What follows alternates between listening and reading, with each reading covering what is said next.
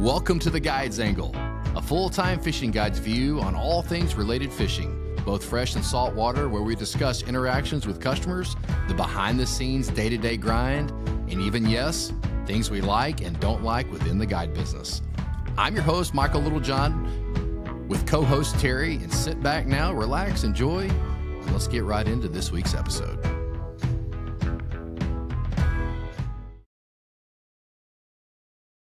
Okay, so I have a confession that I want to make, and I think catfish are better eating than crappie. That's a real confession. And I am a major fish eater and have been for about 30 years. Are you talking about Tawakoni catfish or any lakes catfish? I think in general. Now, I understand some lakes eat better than others in general. You know, you got heavy forage lakes like grass lakes. Right. Lakes that have hydrilla and all that stuff in them. Sometimes the fish can take it. But I'm just saying, and I'm sure there's people listening who just heard what I said and they've already blown a gasket. I think that catfish in the half pound, so like the 12-inch to 2 to 3 pound range, are the best eating fish, period. They are good. I'm partial again for Tawakoni because I think our catfish tastes great. Can you believe that there's no minimum limit on catfish? Does that like blow your mind? Well, it kind of does, because On Tawakoni, you think about it, you know, this is something new. You know, Texas Parks and Wildlife are now managing our lakes for trophy catfish. yeah, And then that's something that's kind of unique, because this is something, if you go back 10 years ago, there was a huge push for Parks and Wildlife to start recognizing how many big fish were being harvested. And when we're talking about big fish, we're talking about like trophy blue catfish. How many of them were being harvested in the form of, I mean, if you can keep 25 fish per day, and you big fish, 50 pounders. Well, let's just look at it this way. Pounders. 25 fish per day. Yeah. And there's no upper limit. Yep. Well, think about this for just a minute. If you can keep 25 fish per day, you have a minimum limit of 12 inches, but you have if you have no upper limit, that means if you have the ability, you have the wherewithal, you have the skill to be able to set trot lines out or jug lines in high yield areas, and you have the right kind of bait, potentially the state said that you could keep 25 50-pound fish per day. I think it was 2010 when we started that petition, remember, on changing the rules. And we met with Parks and Wildlife or the fisheries. Yeah, and they thought, in the beginning, okay, this is crazy. There's a group of people that are actually trying to protect one of the most sought-after eating fish of all time, you know, to protect them. And it was kind of like a long process of education. It was. You know, and I think it wasn't till about 2014 or 15 when some of the major local news stations kind of came down and started picking up the stories, started interviewing us and other anglers and getting opinions, that they started going, you know what, wait a second, maybe there's something to think about here. Because think about this. I mean, it doesn't take a rocket science to figure out, if you can keep, you know, 25 largemouth bass, 5 pounds or over per day, how long would it take to decimate a population of big fish?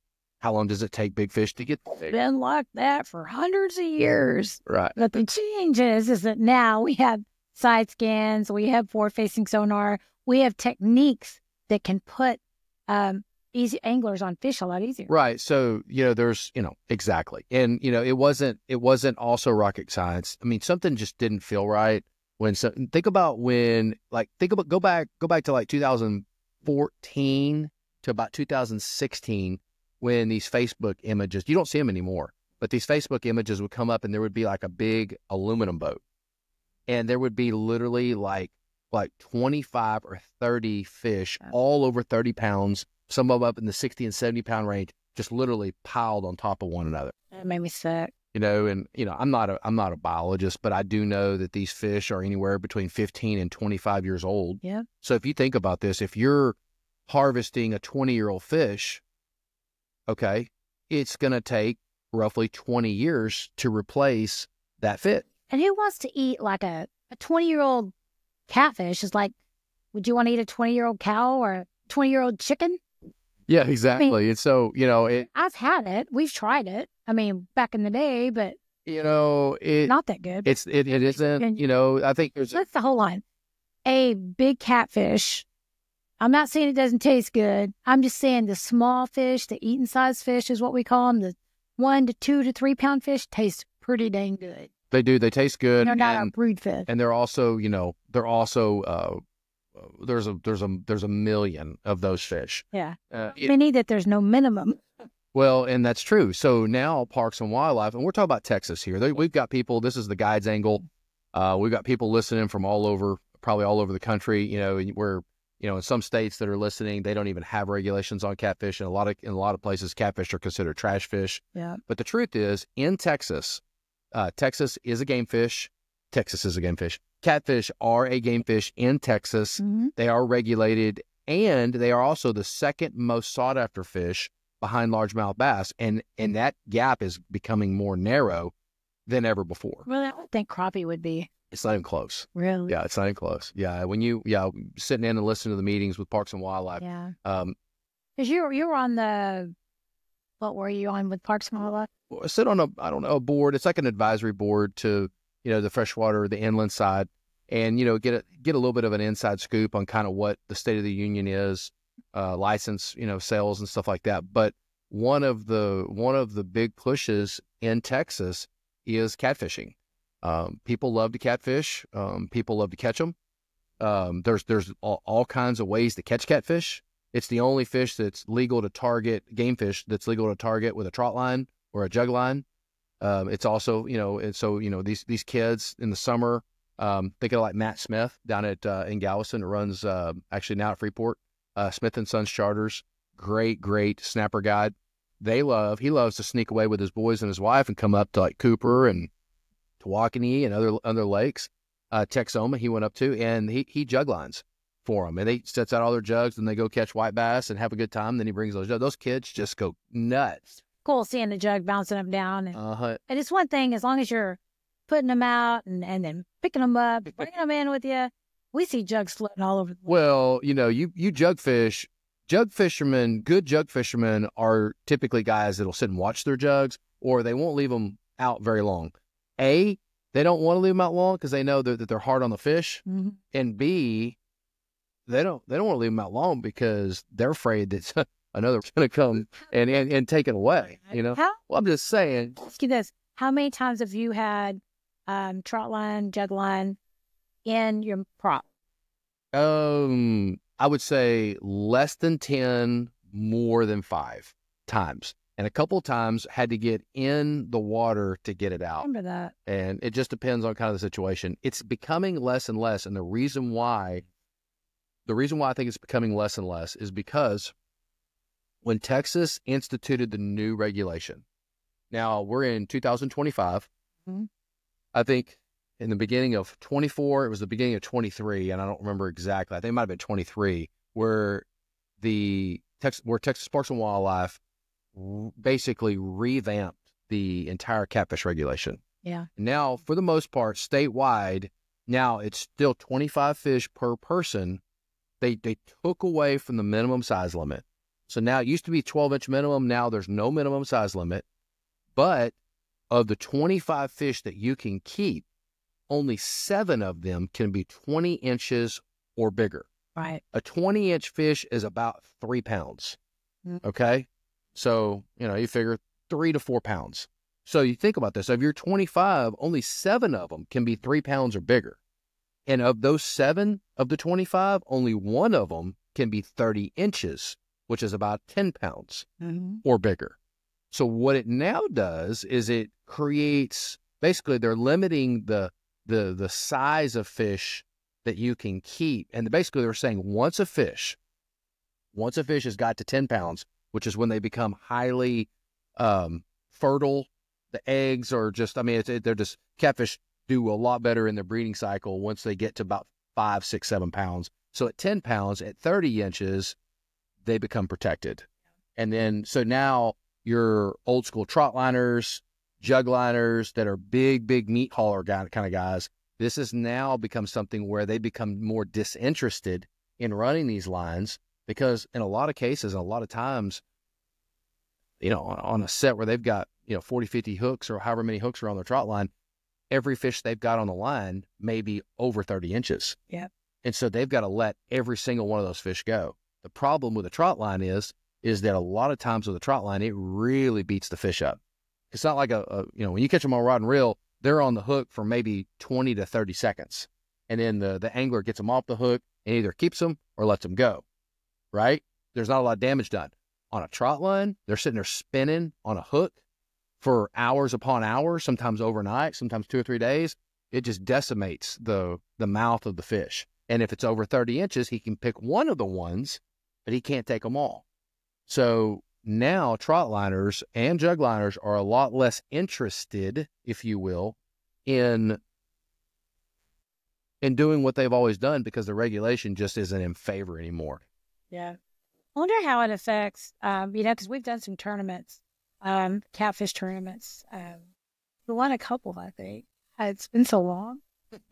I know we won the Cabela's here on Tawakoni.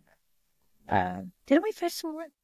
Yeah, we fished. So we fished the Louisville tournament that we got lucky and won. That was the one that you begged me to put that dang carp head on, and I was like, you are not fishing with a freaking 4-pound carp head. And finally, the last hour of the tournament, after I finally just got tired of listening to you say put the carp head on, and actually you cut it up, whittled it down, and because you wouldn't put it on. I was like, there's no way. When I first started fishing, I was like, there's no way. And so finally, I went to throw it out, and it was so big that when I threw it, it like went 5 feet from the boat, because you couldn't throw any further than that. Yeah. It was like 4 pounds. I remember that. And I was like, that is a waste of time. And literally, I was so happy. Yeah, you were happy because you had this rod, and of all things, like 20 minutes left to go, Fish smoked down that carpet. That was the winning fish. Yeah. That one fish won the tournament by itself, because that was back when Louisville was a slot lake. Mm-hmm. And I think slot lake anymore? I don't think so. I think it's now. I believe, and I could be wrong, but I think that all the lakes now are the same. And they may have kept those as slots. I don't think they did. But 30 to 45 inches was the slot, and you couldn't keep anything, and that fish was like 46. Isn't Louisville one of those lakes when the water's high or low, it really affects the fishing? I think so. Well, Louisville just has a tremendous swing. Yeah. And I know for bass fishermen, you know, it's feast or famine. I'm not sure. I don't fish Louisville very much. That lake there. It's actually, for what it is a very good fishing lake. It's fished hard. But it just gets, in general, it gets so much pressure on just boating in general. And it's one of those lakes, it's got so many daggum stumps right out in the middle of the lake in random areas. It's just a dangerous lake. Yeah. It really is. But it is a very good fishing lake. Well, back to trophy catfishing. How do you think, because I know the tournaments back in the day when we fished, what was it? You keep 5 big fish? I mean, live well? Right. So, you know, you got to remember, this was 2000. It's 25 fish per person. Yeah. Was the state reg. And then the tournaments would let you weigh in 5 fish. So there was no upper limit as far as, now there is. So now the tournaments have changed. But different. But now, back in the day, it was 5 fish. Mm-hmm. The 5 biggest fish you could get. And that was, you know. That's crazy. I grew up around bass tournament. Yeah. And around, you know, so, you know, I mean, you know, if you brought in 20, 25 pounds to a tournament, you were kicking some butt. Yeah. You know, hold my beer and watch this. Yeah. Well, when I first started kind of paying attention to the catfish tournaments, these guys were bringing in 100 pounds, 150 pounds. There were some tournaments on Tawakoni that were bringing in 220, 230, 240. 220, yeah. So, I mean, you know, I'm sorry, Mr. Black Bass Fisherman, but oh my God, let's see what, you know, 5 fish, 200 pounds looks like versus 5 fish, 18.5 and 22.6. Remember some of those tournaments, especially the Cabela's, not the year we won it, but like the year later, the next year I remember that was there. Yeah. And there were so many giant fish caught, like 50, 60, 70 pound fish. And so many of them were dying. Remember in the big tank, they try to resuscitate them and then let them out, and they just. It was well, they came out of deep water. That was the year that the Cabela's King Cat record was set. I'll never forget Mickey Petrie and Steve Nelson came to weigh in, and there was no way that, you have no communication with anybody else. There's no way to know what had really happened on the lake that day. They got there midway in, and they came in with like 50s on their shoulders. Basically, anytime you come in like that in a normal setting, you would have like killed it and like totally won the tournament. Sure, yeah. And they came in, laid their 50s down, went back, got more 30s or 40s or whatever they had. I mean, they had a great, great day. But what they didn't know is that didn't even get them in the top 10. And that's crazy. Those are really good fishermen. And, it was to the point, I remember seeing Mickey's face. He just could not believe that what they had done had not even got them in the top 10. Yeah. And that was one of those things where it was unbelievable. It was an unbelievable testament to what was really going on the lake at that time. And 240 something pounds won it. The Miles brothers won it, I believe. And it still holds the Cabela's King Cat. Cabela doesn't, they don't do the tournament here. The King Cat. Nope. But there's way bigger tournaments now. Back in the day, like you won a tournament, your prize is like, first place was like $2,500. Right. But now those purses on those big tournaments, they're like what? Oh, some of them are, 10. It depends on the entries, but they're really throwing it out there. $10,000, $15,000, $20,000 on some of the catfish, tournaments, which is just, that'll blow your mind. Yeah. There's a lot going on out there. It's really neat. There's a lot of new stuff going on in the tournament world. Mm-hmm. Forward-facing sonar is, it kind of crept into the crappie world, during COVID, beginning of COVID, and then it residually bounced over to the bass world, and it's really taken it by storm. And now you're starting to see some of the catfishermen using forward-facing sonar during these tournaments, and they're really, really, really making a difference. Yeah, there's this. I don't know his name, but I know he fishes with his daughter, right? The one. Oh, you're talking about William Oliver? Yeah, I know his name. Yep. I watched some of his videos, and I was like blown away. Yeah, it's so cool. It's awesome because they're smoking down those tournaments, right? And and what's funny is traditionally, blue cat fishermen fish, and it's the same way in the bass world right now. You've got the traditional fishermen who fish traditionally, and then like your Kevin Van Dams and your Iaconellis, your Hank Parkers, all those guys who use instinct and weather and just a lot of things to put a plan together for the day. And then you've got the super young generation who are basically, they're not even picking up a rod until they find a fish that they want to fish for. Very similar situation now. Now, the difference is that, your forward-facing guys are not targeting necessarily the blues. They're catching some blues. They're not, yeah. But they're really, because the flatheads, your yellow cats, they're a little more less nomadic. They're more, they prefer to be in one area and they don't like to leave. So they're easily targeted with live scope with forward-facing sonar. And it really is unique to see the amount of weight that these guys are able to bring in using. If they switched up their tournament to only include, which is what most people fish for in those tournaments, are blue cats, they'd probably change that. I think it would. I think the blue catfish are, and I'm not one that I'm going to sit here and say that I know how to do this, because to be honest with you, I don't. Have I used live scope? Yes. Do we have it on one of our boats? We do. Have I used it to catch fish? I have, and I've been successful with it. But as far as like someone that, if they wanted to hire me and go out and learn live scope or learn forward-facing sonar, I don't feel like I'm the guy that they should use. There's a lot of guys next door over here at Lake Fork that could do a lot better job at it than me. But I will say this. I am intrigued by it. Mm-hmm. I really want to get a day where there's very little wind and go out and spend a lot of time breaking down water, just looking and seeing if there's maybe another piece of the pie that we're completely missing. Yeah, because it's really changed the game in the bass world. I mean, that's pretty obvious. I mean, I can't imagine being, a tournament guy, girl that has done this for 20 years and you've learned and you've trialed and error, you spend a lot of time on the water.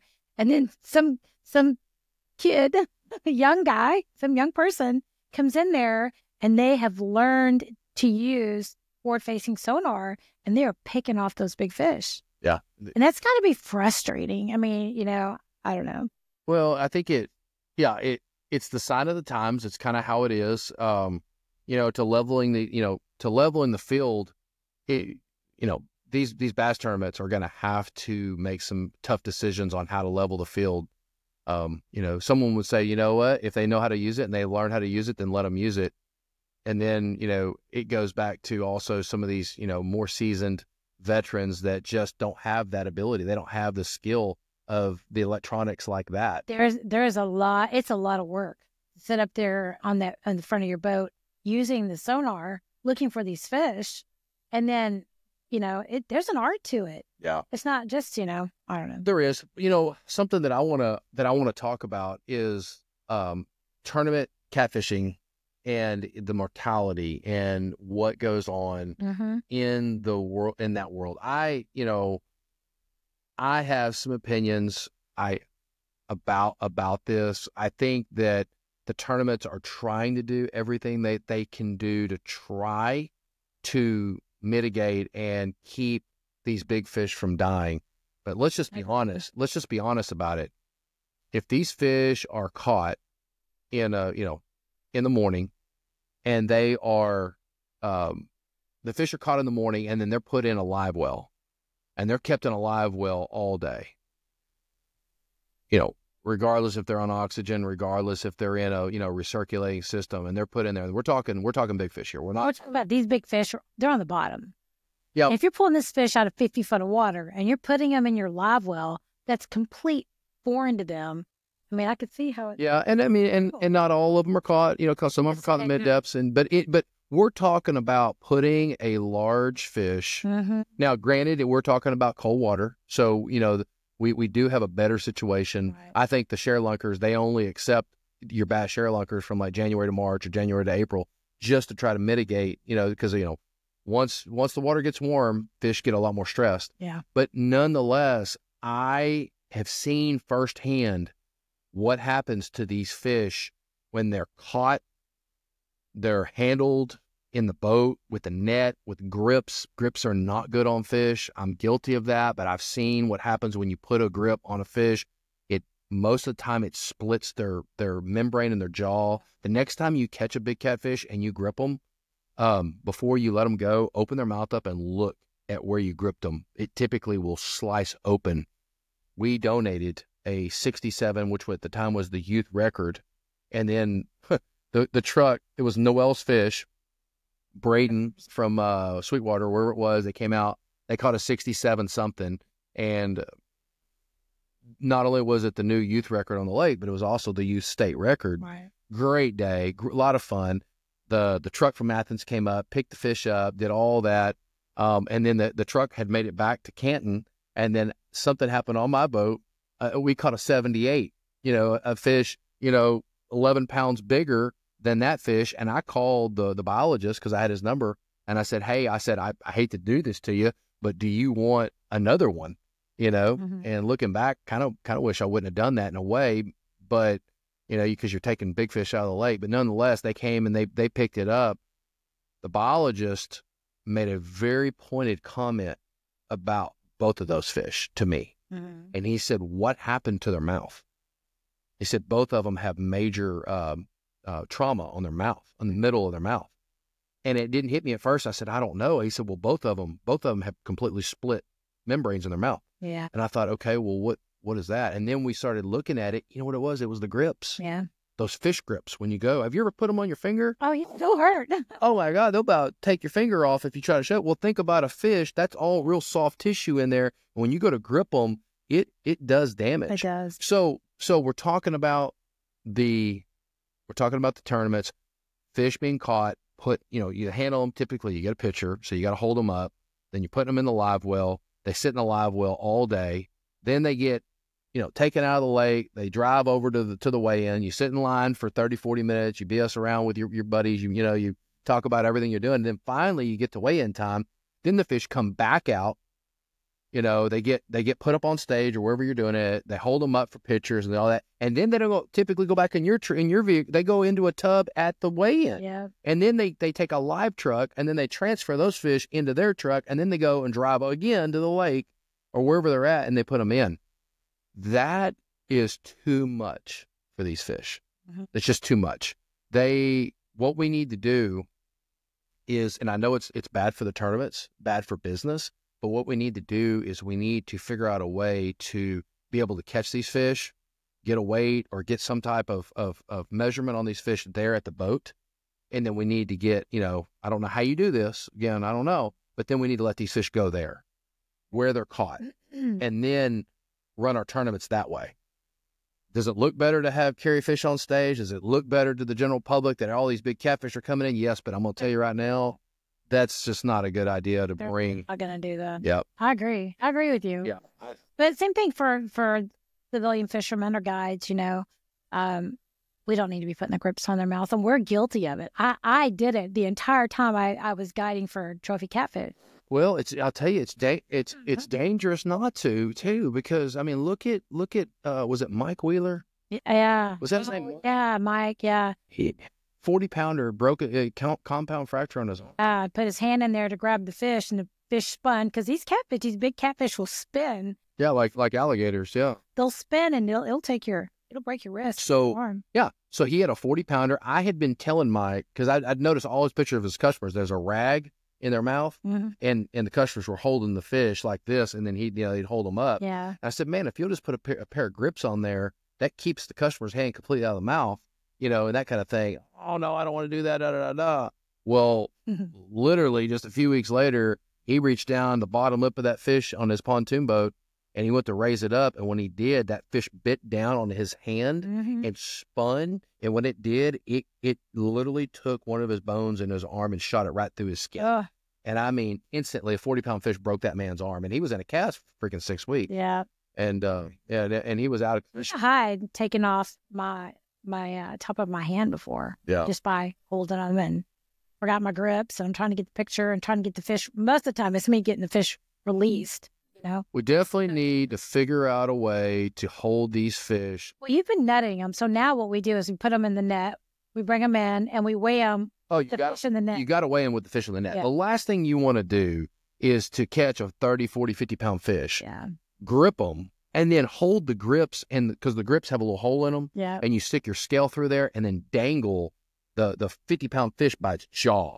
That's like the worst thing. I mean, common sense tells you do not hang. We did it. We're guilty of it. We did it for years. Yeah, a 50-pound fish by its jaw. Well, they're supposed to be catfish. They're the most hardy animals in the world. You can take them out of water for 3 hours and they're still alive, and you put them back. I'm telling you, that's not the case. Yeah. We when the tournaments were hot and heavy here in Tawakoni, we felt like we saw quite a bit of mortality. Yeah. Now that the tournaments have backed away from Tawakoni, we feel like we're seeing a lot more resurgence of our fish. We have a great crop of 10 to 25-pound fish, and they seem healthy. We're catching a lot of 40, 50, 60-pounders as well. But, like you said, when you go to weigh a fish, just simply leave it in the net and then just hook your hook of your scale on one of the sides of the net. The net only weighs like a couple pounds. Yeah. And then just raise it up, and then the fish is cradled. The weight of that fish is distributed through its whole body, and you weigh it up, Do you remember the time you guys were on the north end of the lake, the south end of the lake? Yeah, south end of the lake. And you guys caught, Rick Dixon caught an 85, almost the record, caught an 85-pounder. And then you weighed it in the net. And then when you guys were taking pictures of the fish, you noticed that the net had actually made the little lines on the fish. Oh, yeah. It literally, it bruised the diamond shapes into the fish. Yeah. And then literally, weeks later? No, it was like 5 weeks. 5 weeks later, you're on as far north as you can go of the lake. And Tommy caught the same fish, same weight, 85. He didn't gain any weight or lost any weight. 85-pound fish, and you knew it was the same fish because of the line. Yeah, it was the most unbelievable thing. The same spot. I mean, we measured up the picture. Who catches the same fish roughly 10 miles apart in 5 or 6 weeks? Wham, 10 miles in 5 weeks. That's crazy. Yep. A lot of people are tagging, or they were tagging these big fish Do you ever catch any with tags on them? I don't. Well, I haven't seen a tag fish in years. I know that some of the guys down at Richland Chambers are tagging some fish. Yeah. But yeah, I don't, it's something I wish we would have got into early on just to see. I really feel like that we're catching a lot more trophy catfish over and over and over again than we realize. Yeah, I agree. I don't know what that reset period is from the time that they eat, they get hooked, and then they get their picture taken, that they get released. How long does that fish go before it bites again? I think it's longer than what we think, because I don't know if you remember this, but those 2 fish that we sent to Parks and Wildlife, at the 30-day check-in mark, neither fish had eaten. That's right. Neither fish had eaten. Yeah. So was that because they were caught? Was that because they were in a foreign place? I don't know. But the biologists were both were concerned for both fish, when we were checking in with them. And I think by the 60-day mark, they had started eating some. But at 30 days, neither fish had eaten. He attributed it to the trauma from the fish grip on the mouth, that the fish had a slit palate, or whatever you want to call it. But it's definitely something to consider. Yeah, food for thought. If you're listening to this podcast, definitely think about the grips. I'm not sure the fix for that. Yeah. I don't know how you fix that, because a lot of people don't want to put their hand in a catfish's mouth. But see, it is dangerous. It is very dangerous. Yeah. And I can't tell you how many times on my boat I have to stop customers from trying to grab the fish in the mouth and pick the fish up. I'm like, oh. Yeah, it's it can be done. I think a towel, helps a lot, but it's just, It does. It's just, until you've done it and you've been bit down on by a 40, 50-pound fish. They don't let go. Yeah. Like a pit bull. It's like, if they're picked up and you do it, it's not too bad. But if you do it on the ground and they bite down, they will spin. And they spin. Yeah. You're talking about a real good possibility you're going to go into the ER. Yeah. So, as we've seen. Yeah. So, it's one of those things. But, man, I know Tawakoni, for a couple of years, our lake is so high right now. What are we at right now? We're almost a foot high. We're still like 9 inches high going over the spillway. So, and the saving grace about Tawakoni is we have a spillway. Yeah. If we had, because there's a lot of fish down on that end of the lake right now, still, and if we had gates, then you think about it. Thank God. I've always said one of our saving graces is we have a concrete wall. And when the lake gets high, and there's right now there's 9 inches of water going over that spillway. When you look behind the spillway, it looks like a lot of water, but it's only 9 inches, and it's about 150 yards wide. So out of almost a 40,000 acre lake, we're the 4th largest lake in Texas. Out of a 40,000 acre lake, or right at it, 37 and some change, there's a 150 yard wide little spot where the water goes over. And it goes over. It doesn't go under. We have a video out there on our Facebook. Yeah. So Michael-Terry Littlejohn. Yeah. I think it's also on our Michael and Terry Littlejohn. Oh, yeah. Tawakoni God Service Facebook. Yeah, it's really cool. It shows the spillway just a couple of days ago. Yeah. There's like 500,000 views. And I'm so thankful. Why do you think that video has so many views? Why do you think people are wanting to know what's going on the spillway at Tawakoni? Well, I think people just like to see dams in general. I like to see water going over dams, and it looks amazing. You've got a group of people that fish creeks. They don't have boats. And when these popular lakes that have good hybrid striper fishing, white bass fishing, when they go over the spillway, there's always that opportunity of catching those fish. I think after we posted the video, the next day, I bet there was 50 cars out there, people fishing everywhere, which is, great. Good for them. Yeah. Yeah. But what I like, and what they don't like, and what I like, there's a huge difference with how many fish go out of the lake with gates. Yeah. Versus. Look at Cedar Creek. Cedar Creek and Richland Chambers. Okay. Those are 2 lakes that are comparable to Tawakoni in general. When those gates open up, all those fish that are down by the dam, easily they can go out, especially this time of year when the fish are deeper. Right. Our fish they have to swim up to the dam, to the spillway, and they have to go all the way to the surface, and then catch the rapids and then go over. It's not to say that they don't, because we know that they do, but the biomass of fish that go over is significantly less than if we had gates. Because it's, Parks and Wildlife, they stock the hybrids in Tawakoni. Yeah, absolutely. They stock the hybrid. What was the last stocking? Remember? I want to say it was like 100 and something thousand, maybe 150 to 170,000. I think I would just have to go back, but on average, we get close to 350 to 400,000. We are the only lake in Texas that gets stocked with both hybrid striper and pure striper in the same lake. Yeah. Now, we're not the only lake in Texas that has them, but we're the only lake in Texas that gets stocked on a regular basis with them. And it's a put and take, right?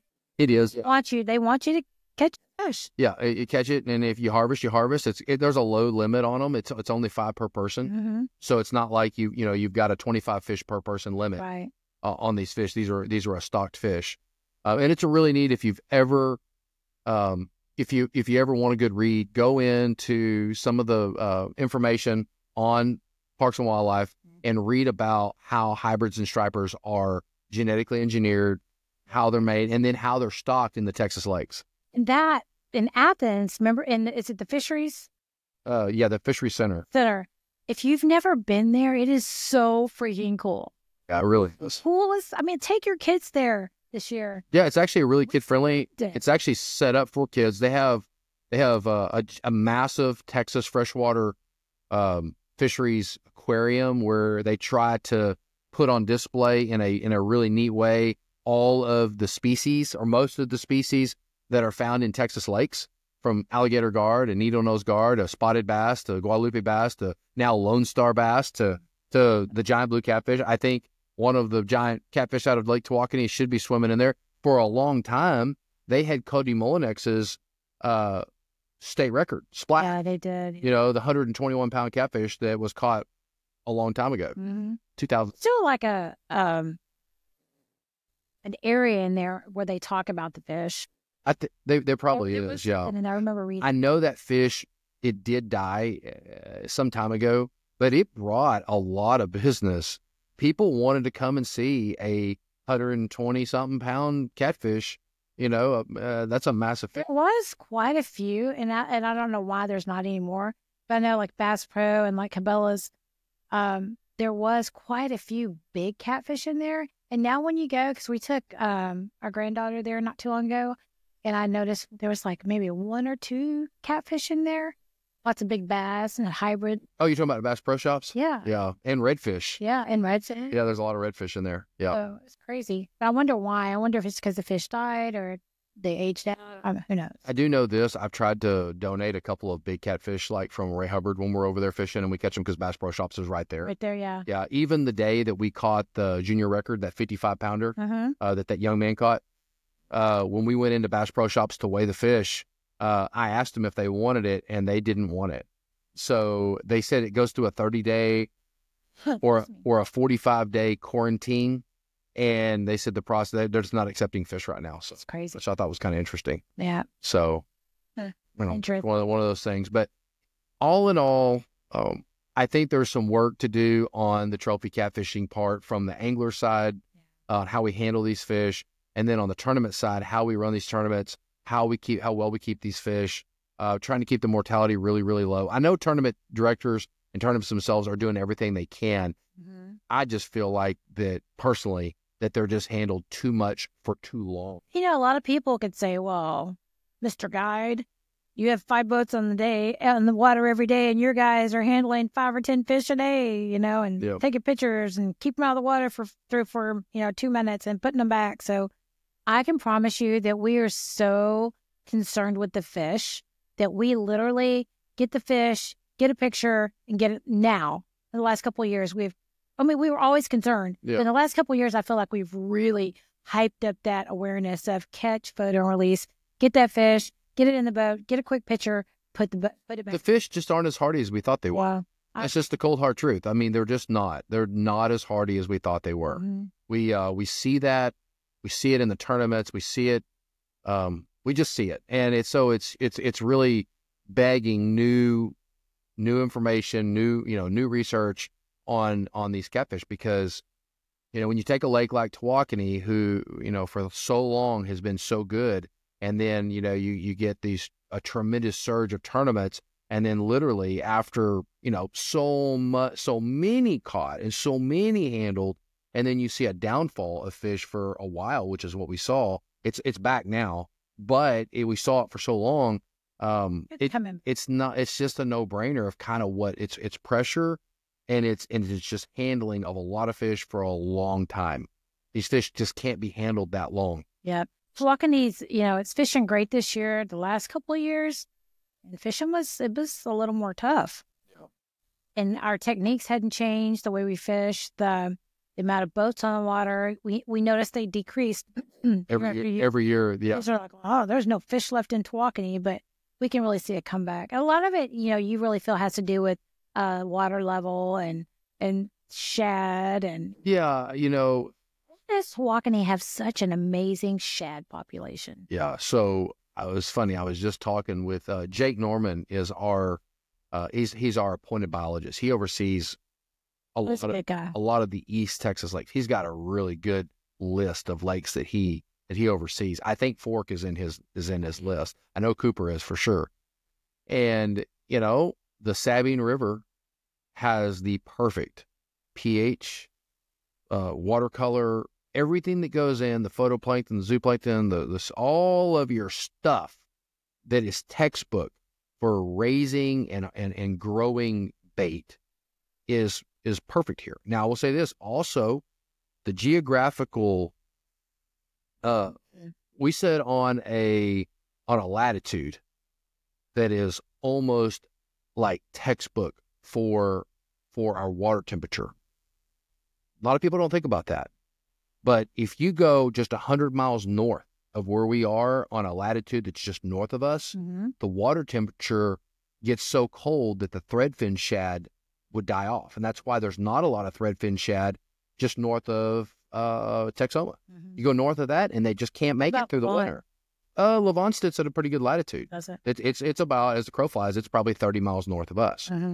But if you go just 150 miles south of us on a latitude where the winters don't kick in and the water stay warm for too long, it stresses those fish and it's hard for those fish to grow into big sizes. So we sit on about a 60 to 70 mile latitude plane that is just ideal for growing big catfish. It really is. Our winters are just perfect. We always land somewhere in that 41 to 45 degree window. Our summers we get warm, but we don't get so warm for so long, that we get a massive die off. And we don't fish. We only fish for trophy catfish in like November through March. Right. In the short little version, why is that? Well, it's real simple. So these fish live their whole life, and their all their behaviors and all their eating is done around one thing. And that is simply their spawn, how they recreate. And when a blue catfish pairs up male and female and goes in, or begins the process of going into finding a hole or making a hole, because a hole is where they do their thing. Right. And once they commit together to the hole, they don't eat anymore. They're done eating, and they're done eating till it's all over. So when she finally lays out in the hole, the eggs adhere to the hole. Put your hand in a hole, and you put your hand even up above them, it feels like jelly all over. That's where the eggs attach to the wall. Then the male and the female take turns fanning the eggs. It has to have current over. So they take turns, in the hole. That's so cool. Well, if they're not going to eat, this process can take up to 2 months. Sometimes it takes a little longer depending on water temperature and how long it stays cool until it gets warm. Well, what do you think that they're living on? What they caught in the winter? Just like a grizzly bear. Yeah, just like a grizzly bear who hibernates. That grizzly bear in the fall has to eat up so that when it hibernates, it lives off its reserve. Right. Whatever it ate. Exact same thing with the blue cat.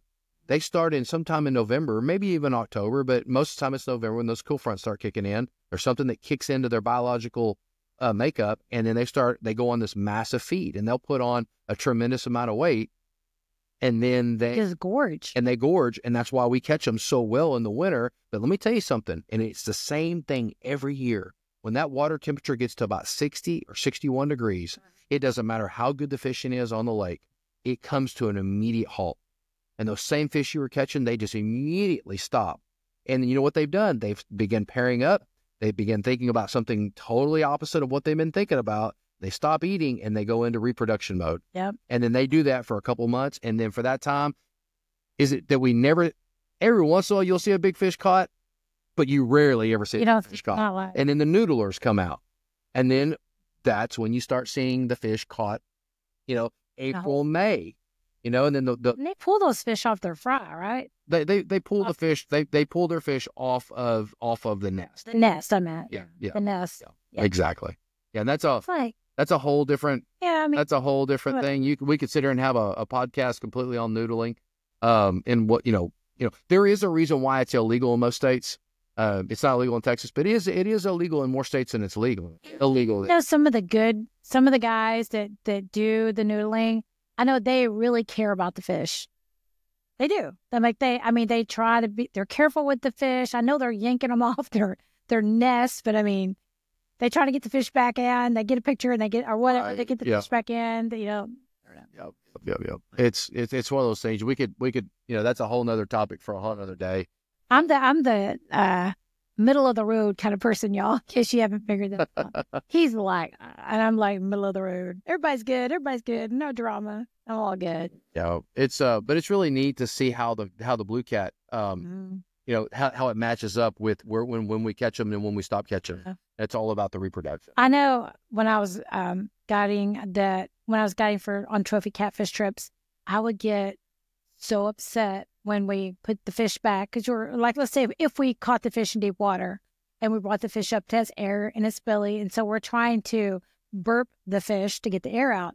And a lot of people, maybe some, you know, if you're new to fishing, you wouldn't realize that, and you're like, well, how am I going to get? I mean, fish keeps floating up to the top because it has air in it. Yeah, there's nothing more frustrating when you take pictures with, like, your customers take pictures with a 40 or 50 pound fish. Right. Obviously, you know, is 15 to 20 plus years old, and they get the picture with them, and you quickly get them back in the water, and then they swim off, and you see them down there about 4 feet, struggling, and they're swimming, and they're not going anywhere, and then they come right back up and they float on their belly. Yeah, it's because they have a life jacket on. That's right. You know, you ever try to swim down in a pool with a life jacket? Yeah. You can get down about 2 feet. So watch some videos on burping. We won't go into all that right now, but watch some videos on burping a fish. And there's people for it and against it. You know, you stick a tube PVC down its throat and let it push on its belly, get that air out, and the fish will go down. But there's a lot of people that are like, oh, you're ripping the throat of the catfish. It's going to swim away and die. And so yeah, you definitely can help mitigate that by just beveling your, you know, a half-inch PVC is just about perfect. Yeah. You know, like about a 3 or 4 foot long piece of PVC. And believe it or not, you can actually take that PVC and insert it in its mouth. You'll go past the skull on into its air bladder, into its stomach. And believe it or not, because it's a PVC and it's hollow, you better watch out, because stuff going. I mean, you're going to get a tremendous amount of air that's going to just belch. It'll sound like a big burp. Sound like about a 6'3", 400-pound guy burping. I mean, it's pretty impressive. Customers really think it's cool. But after that, once the air comes out, if you leave that in there and there's some pressure on its belly, I've seen it projectile shoot like partially digested shad, water-ish, whatever stuff. And I mean, I've seen it shoot at 30 miles an hour across the boat, you know, and I've seen it hit people. I've had it before. You know, one thing is when your customer, Rick, caught that 85-pound fish, that was a fish caught in deep water that you guys burped. Yes. And then put it back, swim off. And then we have a lot of videos of our fish swimming off, but. Yeah. And then, like you said, to the point, 5 weeks later, Tommy Robinson caught it in 3 foot of water, you know, so right at the mouth of the river. So, I mean, yeah. You never know. When you put the fish, you just hope that it lives, you know, because you want that fish to be caught for somebody else. Because when you see someone that's never even put eyes on the fish that big and then hold it and know that they caught that fish, it's a great feeling, you know, passing that down from generation to generation. So, yeah. But, well, you know, we're thankful that, you know, we've got an amazing fishery here at Tawakoni. There's the whole North Texas area has amazing blue cat fishing. You know, and a lot of it is attributed to the fact that Parks and Wildlife has regulated the amount of big fish that can be kept.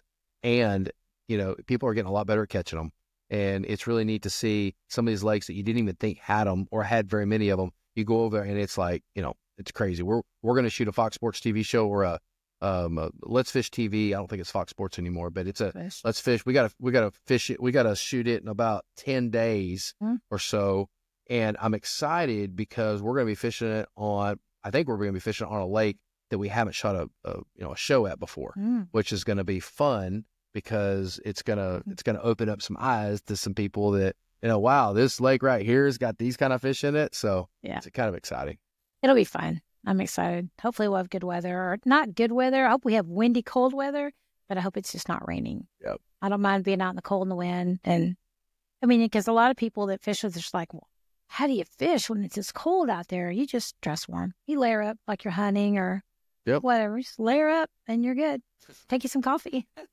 Amen. So anyway. Well, all right. It's time to wrap this up. And matter of fact, I got some rigging I got to do. Yeah. Yeah, I got trophy catfish rods that are trashed right now. I got to go do new leaders. I got to put I just got a lot I got to do. Yeah, we, as we're ending this, guys, we appreciate any comments that you have, any questions that you have, because we will go back and read it. We don't do this just because, we kind of got into podcasting just because we watch a lot of podcasts, but you got a lot to say. Well, if you're listening to this and you catfish a lot, you should have some opinions, positive or negative, towards this in one way or another. So I would like to know, because to be honest with you, when you and I fished tournaments, it was probably one of the best times of my life. Oh, so much. I did not realize how much stress we were putting on those fish. Yeah. And there may be some people out there that feel the same way we do, that they feel like that the stress is, and there may be some people that think, you know what, dude, I catch these fish. We keep them in a great live well. They swim off strong. They splash me when they take off. There's nothing, rough going on these tournaments. And we'd like to hear from you too, so, we're not saying it's do or die. We're not saying everybody's the same way. You can't put everybody in a bubble, but it's concern, just like with everything else we do. We try to be, more conservative when it comes to fishing. Yep. Well, we've got to protect it to some degree for the future of the fishery. So, we live in a day and time when information is fastly found. It is, if you want to learn something, you can learn it in about 2 minutes now versus, before you had to go figure it out yourself. So. Well, all right. Well, I guess we shall end it here. Good job. All right. We'll see y'all in the water.